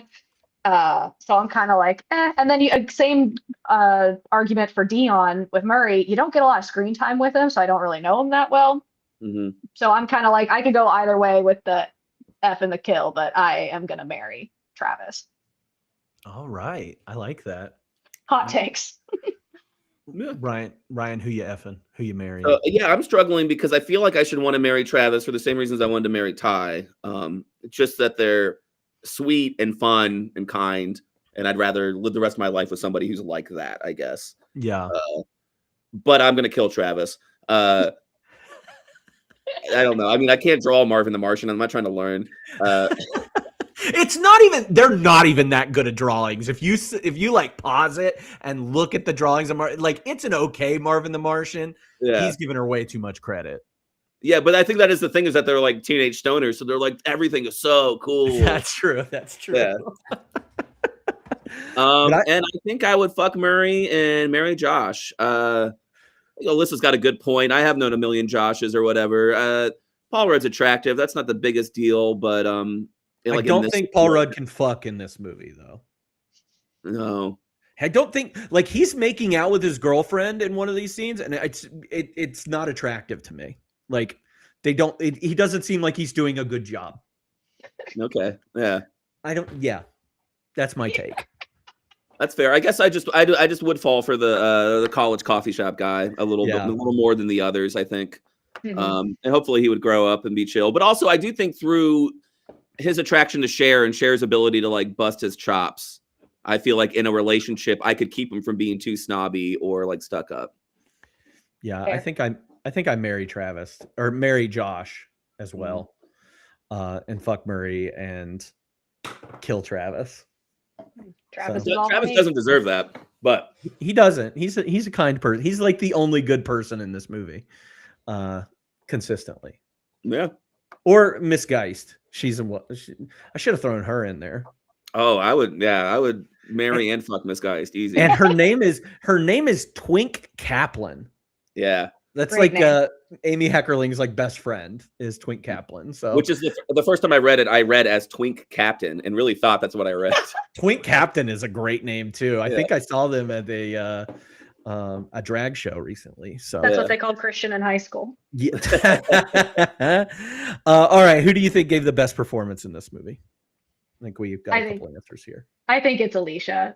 I think it's Alicia Silverstone. I do obvious Brittany we talked about how great Brittany Murphy is, but I think this is Alicia's movie. This is the one she's known for. Like Brian said, this is her best acting. You don't have Clueless without Alicia, so I think it's her. Yeah.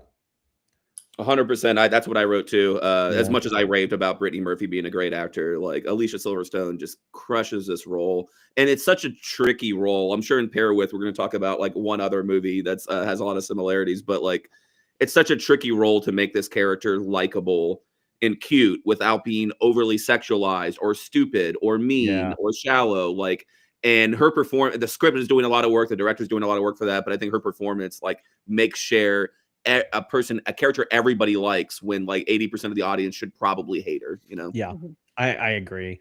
I don't think Alicia Silverstone had the jumping off point that she probably should have had from this movie. Like Brittany Murphy, I think does get from this. Like we get way more Brittany Murphy than we ever do Alicia Silverstone after this part. We do get one more movie that I like with Alicia Silverstone after this, which is Blast from the Past, but she's not the highlight of Blast from the Past, though. That's obviously a Brendan Fraser movie. So, all right, 95 recast or 2025 recast. Who would you cast? Or you could do both. You could do one, whatever. I don't have any for 95. All right. I really don't have any for either. I thought of some people for 2025, but I don't know any young actors. And then I even like Googled like actors under 25, and I was like, I've heard of a couple of you, but not enough to be like, that's a good idea. Yeah. So then it was just stuff like Haley Steinfeld and Elle Fanning, who are like pretty much 30, you know? So yeah. Yeah, I did have some trouble too. In 95, I thought maybe Sarah Michelle Gellar could do it. I mentioned Buffy earlier. This one for Ty, Alana Ubach. Who is a character, you know who she is, right? Yeah. We watched Sister Act 2 Back in the Habit last night. And I was out drinking and I came back and Sage had it on TV, so we just sat and watched it. So yeah, Sister Act 2, she is one of Elle Woods' friends in Legally Blonde. She's kind of the rougher one. She's she's a character actor that shows up in literally every movie ever. I love And her. I could use more of she her. plays old, she plays young, like it's crazy. But I think she would have been a good tie at that time. But other than that, that's all I had for 95. What about 2025? I have quite a few. I just kind of went off on a tangent. I don't really like any of my recasts. This was just if we had to do it. For Cher, I cannot pronounce this girl's name. She is French. She is Katie Heron in the bad Mean Girls musical movie. Angry Rice. Angry Rice. Which is a crazy name. Yeah. Angoure. But I think she's blonde, big eyes, was in Mean Girls the musical as the Katie Heron character, but I think it'd be fun to watch her as a Cher, can do the ditzy bit of it all. Mm-hmm. For Cher's dad, I had Eugene Levy. Yeah, he's a good dad. He's a great dad. For Ty, I had Ayo Edebiri. I want to put Ayo in everything, and I think she would make the character like 20 times funnier. Not that Brittany Murphy didn't make the character funny, but I think if you put Ayo in it, it just makes the character totally different and like insane in the best way possible. I agree. I love her so much and everything, but she also did that movie with her friend, right, where they kind of played high schoolers despite being Bottoms. Yeah. So Bottoms I can is so see good. it. Because of that movie, I can see it. Yeah. Yes. For Dion, I had Priya Ferguson, who is the little sister in Stranger Things to the actor's name's Caleb. What is his name? I don't know any strange things. Shoot. Lucas is Lucas's little sister. She is 19 now. Okay. She is definitely trying to like cut like this, like Stranger Things is done. She is an adult and she is letting everybody know that. And I would love to see her. I mean, she is so funny. She is the comic relief in Stranger Things. So I would love to see her in this kind of a role, kind of aging her up a little bit because she plays very young in Stranger Things. Yeah. They're all like in their 20s now, but she is the youngest. Yeah. For Christian, I had Noah Schnapp, which is also from Stranger Things, who is also queer in real life. So would love to see him do something other than the Will Byers role in Stranger Things, even though he kind of sucks. And for Josh, I have Alex Wolff, who was the... Is he the youngest of the Wolf brothers? No. Or is this a different guy? No, I think he's the older Wolf brother. He's my age, I think. My-ish age, maybe you're younger. Or no, maybe isn't it? Maybe he's younger. I'm not sure. He's the Hereditary kid, 28 years old. Yes. Okay. Thank you. But I like Ryan characterized Josh as the coffee shop college boy. I think that is Alex Wolff. And I was trying to go in 20s as young as I possibly could for this role. Yeah. I don't know any teenagers. It's hard. Yeah, I didn't know any. And as I was going through them, I was struggling. I went to the Mean Girls musical plot as well with Alil Cravalho, who is the voice of Moana, but she is the Janice character from Mean Girls. But I thought she'd be a good tie. Yeah. And she just kind of repeats that role. Yara Shahidi as Cher or Dion. She is the daughter from Blackish and Grownish. Yeah. I think she's kind of perfect for. I forgot about her, but that's a good kind of movie. Iris Apatow. I think she's the youngest Apatow kid. And she's like 21 or 22 now. I don't know where you'd put her. She was mean in that Netflix show Love. So maybe she could be like an Amber or something. And then for Josh, I had the kid that played Shazam in the Shazam movie. His name's Asher Angel. But he kind of looks like a Josh. That's it. But yeah, anybody else that we might have missed? All right. Any fun facts about this film that you learned? I got a couple. I think this is like the most well-known fun fact from the movie, but when Ty insults Cher by calling her a virgin who can't drive, Brittany Murphy confessed later that at the time of filming, she was a virgin who could not drive. Nice. So that just makes it funny. Yeah. Paul Rudd auditioned for the roles of Murray, Christian, and Elton because he assumed the character of Murray was a white teenager trying to act like a rapper. Would love to have seen that. I want to see that audition tape. So bad. Yeah. Yeah. And I feel like that's more of a Paul Rudd thing. Like, I mean, at least later in his life, he's way more comedy than like the romance type, but Yeah. I liked it. While filming, Paul Rudd was mugged and had his backpack stolen, which held the script for the movie. So there's that. Amy Heckerling sat to research for the script, sat in classes at a Beverly Hills high school to get a feel for student culture, and commented, quote, "One thing I observed was these girls in a constant state of grooming," end quote. Yeah. Just constantly doing one of these things. And last one I have is during the film, there are 53 different kinds of tartan/plaid used, 7 of which are worn by Cher, other 12 worn by other characters. That's a lot of plaid. I know. I wish I wore plaid for today. You said you were like, I should bring plaid back into my wardrobe. I should. I mean, they look sick. They look awesome. Like, I'm like, would I ever wear a plaid skirt? No. Do I want a plaid skirt? Not particularly. After I watched the movie Clueless, do I want a plaid skirt? 100%. Same. But I'm never going to act on that. It just looks so good. I think it speaks to one of the reasons this movie is kind of indelible is it's really easy to make this movie be a comedy parody of like Valley Girls. And they actually give these girls more respect than like that parody would. And so like while you get things like Dion's hat and some ridiculous stuff from Cher, like they're dressed really well. Like they're very fashionable and their fits look really good. Yeah, it's high fashion. And so they're not dressed up to be a like a stereotype or a caricature. Yeah, which is good. I like this movie because it's not me having to make fun of these types of girls or people or, you know, defend them or anything. I don't have to feel anything about them. I just get to see them as real people. Yeah. And I feel like because it's a little mixture of satire, it toes the line really well because in the background, you will randomly see a different girl with a nose bandage. Like, they're getting those jobs. Amber has one and then it's gone. And then there was like 2 girls who walk past, they've got a nose bandage, and the next scene it's gone. And it's like just everyone's getting nose jobs and nobody cares. And it's very like it's so subtle, but it's so good. Yeah, and to be fair, you're right, because the satire is there. That is part of it. But it's not the entire point. Like it's not it's not cheap. And the characters get to matter through the satire.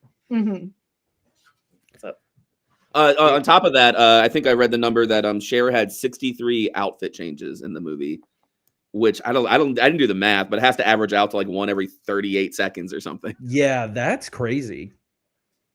I didn't even see that in my research. So, anything else? What else? Let's see. You mentioned Sarah Michelle Gellar. It did say that she was offered the role, but that she was in All My Children, and they just wouldn't let her go. They wouldn't let her out of the schedule to do the movie. They wouldn't kill her off. Yeah. It wasn't like she decided to do something else, which is a story you usually hear. It's just like, I have a commitment and they won't let me work around it. I always felt like Amy Heckerling always wanted Cher or Alicia Silverstone because of those 3 music videos that she did for Aerosmith in the time. She was just like, that's a cool girl. I want her in my video. And I guess she'd only done like one movie before this, which was The Crush. Something I never heard of. Yeah, with Wesley from Princess Bride being a teacher and her being a younger person trying to seduce her teacher. So I think that was the only thing she had under her belt. Yeah, cool, huh? Yeah, great. Yeah, that's what I was gonna say is that like it does seem like they probably played with the idea of getting some bigger names, but I did read that the studio didn't push them to do that. Like they were kind of okay with them casting unknowns, which gives us Alicia Silverstone, an unknown. Also, I guess as part of the trivia, this is Paul Rudd's second movie, but his first one that was released because he was in Halloween 6, I think. Yep. But it was he filmed that before this, but was released after this. So this movie, which is like the oldest one people remember him from and remember him well from, is like the audience world's like first introduction to him as an actor. And I do think there are like glimpses of the Paul Rudd that we know now. In this movie, like it's not always he is kind of straight cut in this movie, but there are a couple times when he gets a little funny quip that is the Paul Rudd that we are used to. So good for him. I got 2 other good ones that are worth sharing. I think one of the most popular ones is apparently when Alicia Silverstone says Haitians instead of Haitians, that she, as an actor, as a young person, just actually made that mistake, and the director was like, "Don't correct her. Leave that in. It's too good." How would you like to be her and find out after the movie's done and everything that you mispronounce Haitians and it's part Yeah, of the. It'd probably be pretty upset. I don't know. Yeah. She's probably all right I'd with be it. embarrassed. She's rich, so we're fine. I think she'll be okay. I think she she's got gonna paid, probably yeah. live with it. And the last one, some of these you never know are true. I mean, they come from somewhere. This is so specific, it must be true, and it's amazing. Is that the pizza cafe scene was supposed to be filmed at California Pizza Kitchen, but when CPK saw the script and saw that breadsticks were going to be used for penis jokes, they said, "No way, you can't have it here." I love that. That's a good one. Anything else you got? That's it. The only other couple that we haven't talked about, Amy Heckerling, again, we don't know if this is true, said Cher and Josh ended up together, was inspired by her grandparents who were also former step siblings who married. I assume everybody's grandparents were somehow related. Yeah, I mean, somewhere on the long. Also, the scene with the fountain where it erupts when she's like, "I love Josh." That's from the inspired by the movie Gigi, which came out in 1958, which was kind of cool. I didn't read that. That is cool. And I think that is everything else. We've covered everything else. I said the William S. Burroughs thing earlier, so that's it. All right. So I got one more real quick, just because I do think it's interesting in how we see the movie. The first draft of the script, which had a different name, the name was No Worries. But I read that it was actually stalled for a while because the studio Fox at the time they were trying to sell it to was concerned that it didn't have enough boys, that it was just too girl centric, and they wanted to add more boys to the script, and she didn't want to do that. And clearly they were wrong. It was very cool to have a female script.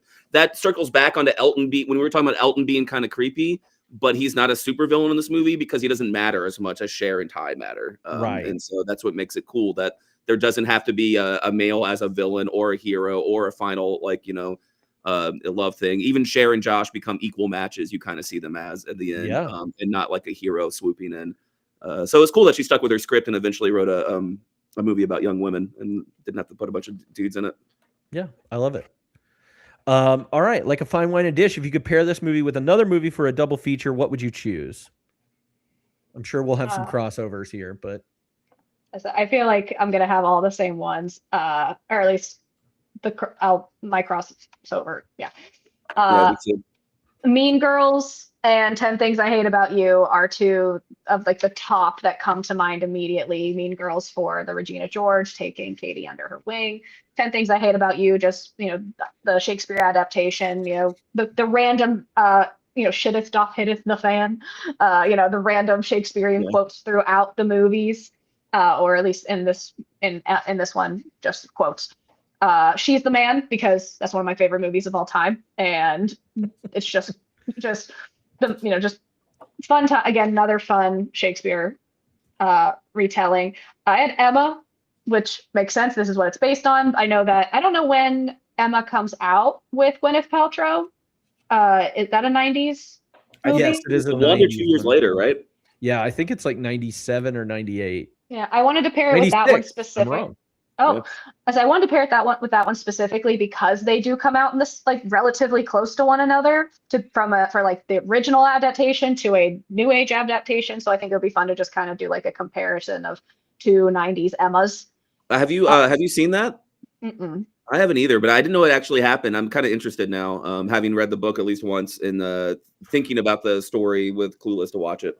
Kind of a dope cast too in that movie. Besides Gwyneth Paltrow, Toni Collette's in there, Ewan McGregor, Alan Cumming, Jeremy Northam, like really solid cast of young people. That's awesome.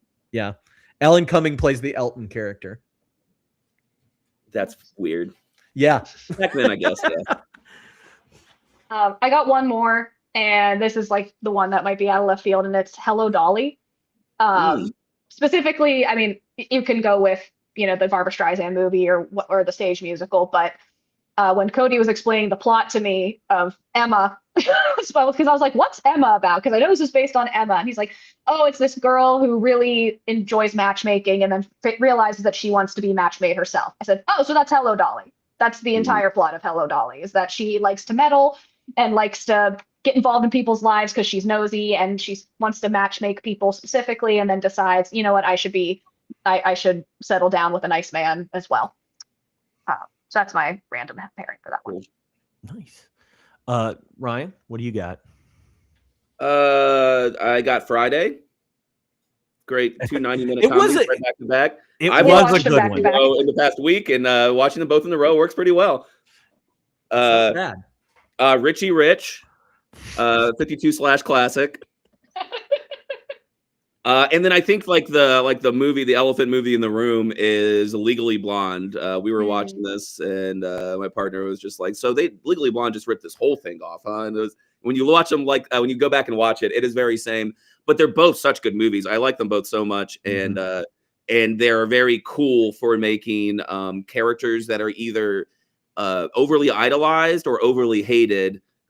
Seem very real, three-dimensional. Cher and Elle, I think, and Legally Blonde have the same intelligence and compassion and investment in the people around them, as well as being three-dimensional characters while being very funny. They get to be fashionable and beautiful while being smart and responsible. And so those two movies go together so well.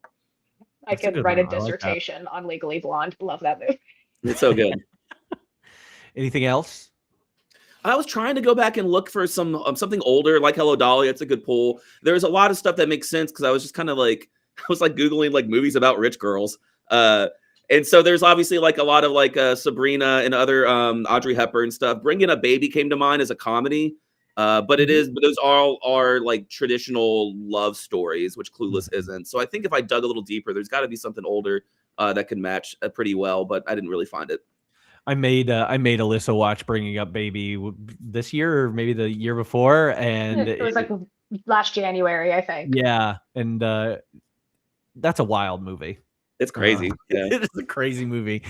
I had a couple different ones than y'all. I had Easy A. If we were talking about adaptations and just teen comedies and things like that, Easy A with it referring to.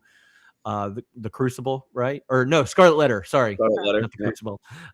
Then I also Can't Buy Me Love. I brought it up earlier. I think that's a good one, especially kind of the Pygmalion of it all too. And then Can't Hardly Wait is one of my favorite teen comedies of the 90s. It might be my number one. If yours is 10 Things I Hate About You and somebody else's is Clueless, Can't Hardly Wait is my number one. All right. And I think it just brings like the style and the fact that it's all at this party and everything. I think it like everything that they're saying in there culturally. I think it comes out a couple years later than this. I just think it's one of the best teen comedies from the 90s. So big fan. That's it. That's great. Oh, I just thought of one though. White Chicks. White Chicks. Hell yeah. Yeah. It's a great double feature. All right. On a scale of 1 to 5, how likely are you to rewatch this movie? I'll go down the line. 5 stars. Ryan. 4.5. I went with 5 stars as well. So pretty high rewatchability here. Now, if we were rating the film from 1 to 5 stars overall, just how we feel like it is, what do we got? I gave it a 4. I think that is raised from the first time I watched it. I think maybe like when I first saw it, I would have given it a 3.5, but it's so quick. There's so many lines. It's so quotable.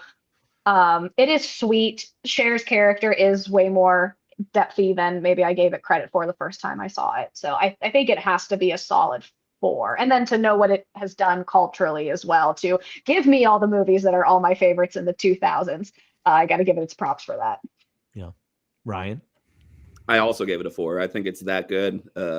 It's if a 5 maybe has to be something one of a kind that can never be done again before or since in a good way.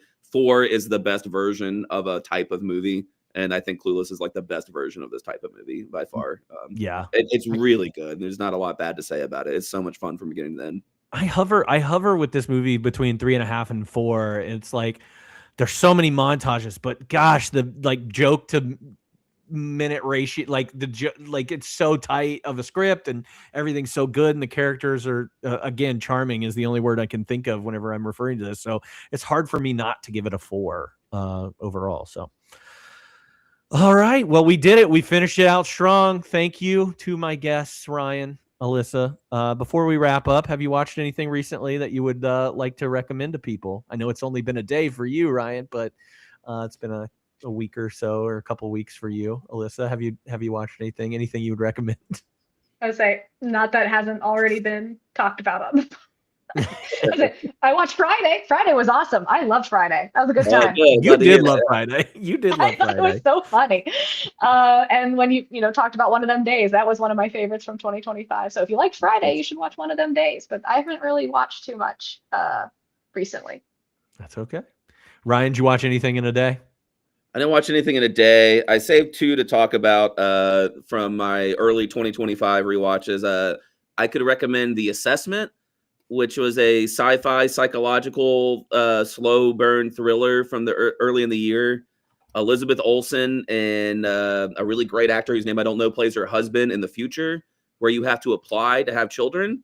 Okay. And so this woman comes to give them like a 7-day evaluation, and it just gets really creepy. Like after she's kind of a hard ass, and then once the evaluation starts, she starts turning into a child, even though she's a grown woman and acting like a child, and they don't know any of this is coming.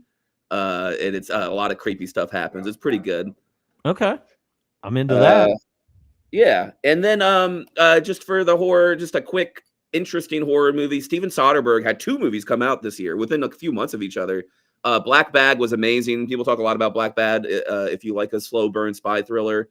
But he had a little horror movie come out called The Presence, where it's basically a haunted house movie with family drama, but the camera is the ghost. So you're watching the family drama through the ghost eyes as it moves around the house and like runs away from scary things or gets close to people when it's interested. It's not the best movie ever made, but it's a pretty good 90 minutes with a cool concept. And Steven Soderbergh's pretty good at churning out movies without asking for a lot of attention, but doing a million different genres and kind of mastering them all. So The Presence is I think people kind of slept on it. Okay. No, I'm into that. I love Soderbergh because of exactly what you just said. Like he just puts out good stuff pretty consistently. Solid, yeah. And you'll never hear about it ever again. Like it's pretty great. So I actually did watch more movies in the last day that I can recommend. One is going to be on your 2025 list. It's on Netflix. It's called Train Dreams, and it is superb. I wrote in my review that it is what I wanted Tree of Life to be. I didn't like Tree of Life that much, but this movie gave me what I kind of felt or wanted to feel from Tree of Life. So it's amazing. Would recommend to anybody. It is a slow, quiet movie with Joel Edgerton, but it's great. So, and if you want, go ahead. 1 sec. And if you want more information about movies that we're watching, you can join us on our Discord server. You're always welcome to follow us on Instagram and check out our account on Letterboxd. Did you have something? I just wanted to praise real quick. I'm really excited about Train Dreams. I've heard it's a great movie. I'm going to reread this book, but Train Dreams, the book, is very, very good. Dennis Johnson's like a great author. He writes a lot of long, tortuous stuff that's like Cormac McCarthy. He's got a Vietnam book that's like difficult but really rewarding to read. But Train Dreams is like it's like a little novella, and I remember being my favorite thing he ever wrote. So I'm going to reread it and watch that movie. I'm very excited about it. I really loved it. I loved everything about it. It was good. It was pretty.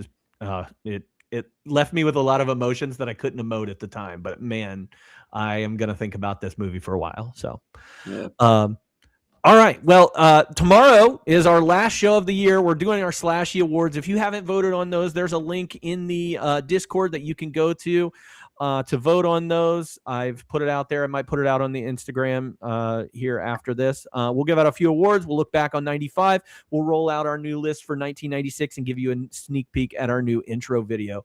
That is tomorrow at 6 p.m. We hope you can join us for that, even if you haven't watched any of these movies.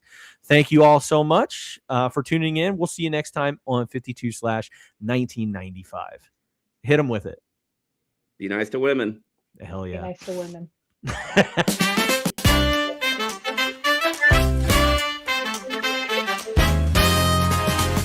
What do